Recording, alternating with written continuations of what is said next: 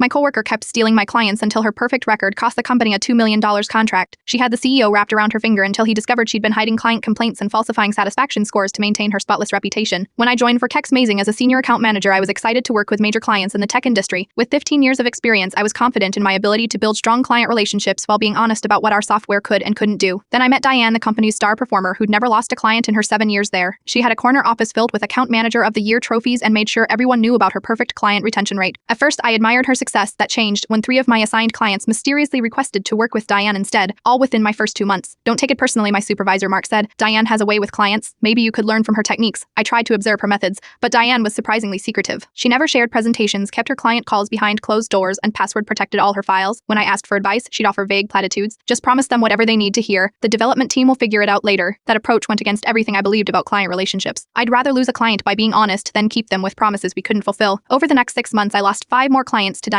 each. Time followed the same pattern per turn. I'd have a difficult conversation about realistic timelines or feature limitations, and within days, the client would request Diane instead. Chapeau, these transfers always happened while I was away from my desk. I started keeping detailed records of all client interactions and saving every email. I wasn't sure what was happening, but something felt wrong. My opportunity came when Action Tech, a potential $2 million client, was assigned to me. They needed an enterprise solution deployed within 6 months, technically possible but extremely challenging. During my presentation, I laid out a realistic timeline with potential challenges and contingency plans. The Action team seemed impressed with my thoroughness, but the next morning I discovered they'd been reassigned to Diane. I wasn't even notified. She has a prior relationship with their CTO, Mark explained weakly. 3 months into the Action project, disaster struck. Their CTO stormed into our office demanding to speak with the CEO immediately. I overheard phrases like complete misrepresentation and considering legal action. The office went into crisis mode. Our CEO, who usually only appeared for quarterly meetings, called an emergency all-hands meeting. It appears, he said gravely, the Action was promised features and timelines that were never communicated to our development team. They've canceled their contract and are demanding a full refund of their deposit plus compensation for wasted resources. All eyes turned to Diane, who was staring at her laptop. Diane, the CEO continued, since you've been handling this account, perhaps you can explain how this happened? There must be some misunderstanding, she replied smoothly. The client was fully aware of the timeline. I have the satisfaction surveys to prove it. That's when I raised my hand. Sir, if I may print, I was originally assigned to Action. I still have my initial presentation outlining the realistic timeline and limitations. I also have emails showing the client was reassigned without my knowledge. The room went silent. Furthermore, I continued, I've noticed a pattern with clients who've been transferred from me to Diane. They're initially told one thing by me, then apparently something completely different by her. The CEO ordered an immediate audit of all client accounts. IT was instructed to retrieve Diane's emails and files. What they found was shocking. Diane had been intercepting client complaints before they reached management, altering satisfaction surveys and making promises that violated our contracts. Her perfect record was built on falsified data and unrealistic promises that the development team was then pressured to fulfill at unsustainable costs. The most damning evidence was an email chain showing Diane had approached Action's CTO directly, promising impossible features to secure the contract, then deleted all records of these promises from our systems. Diane was terminated that afternoon. As she was escorted out, she hissed at me, "You'll never last here without making promises." 6 months later, I was promoted to head of client relations. My first initiative was implementing a